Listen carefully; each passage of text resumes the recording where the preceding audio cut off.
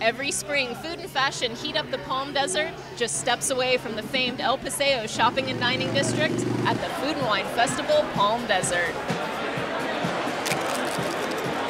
They've got a huge pizza oven in the desert. That thing must be 1 billion degrees. Margarita pizza. I'm not a fan of canola. So I use grapeseed, which is slightly more expensive, but it's got a high smoke point, and it's basically flavorless.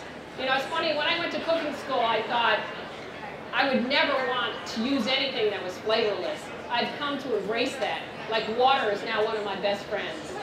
I am such a sucker for Chinese chicken salad.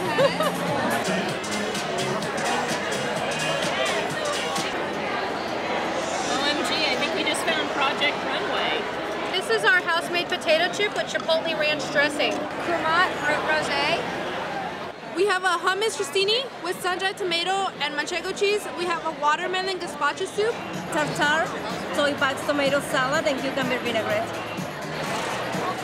Sara from Average Betty here with one of my culinary idols, celebrity chef Sara Moulton.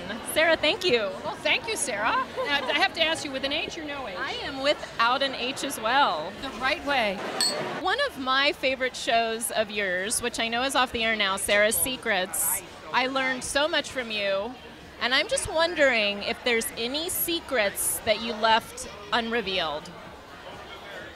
Whoa, no, why would I do that? I mean, the only thing I will not tell you even now is the dirty thing that Julia Child said to me once.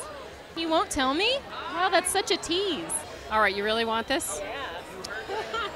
A mutual friend of ours who had sort of a perfect life, she was too busy with her career, so her husband ran off with his assistant, and she was bereft. And Julia called me up and she said, "Oh, dearie, have you heard what happened to," we'll call her Susie.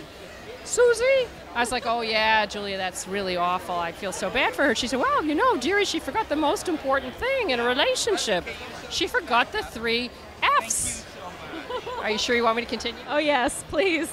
I was like, "Oh really, Julia, what might that be?" She's like, "You've got to feed them,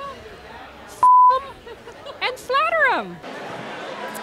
As food editor for Good Morning America, how much of your job entails making sure George Stephanopoulos gets enough donuts? Oh, it's not a big part of my job. No. You've said that you should never apologize or never explain your cooking. Right. Tell me what that means. Well, it means if your souffle falls, you call it a pudding cake. I mean, there's only a few things you can't fix. If you burn it, you know, call out for pizza. You can say you smoked it, but But remember what I said before? Never apologize, never explain. I'm just wondering if I can take your words of advice, never apologize and never explain, and apply them to my marriage. Oh, I think that'd be very good. Okay. Sara Moulton, such a pleasure to meet you. Thank you so much for talking to me today. Thank you, fellow Sara.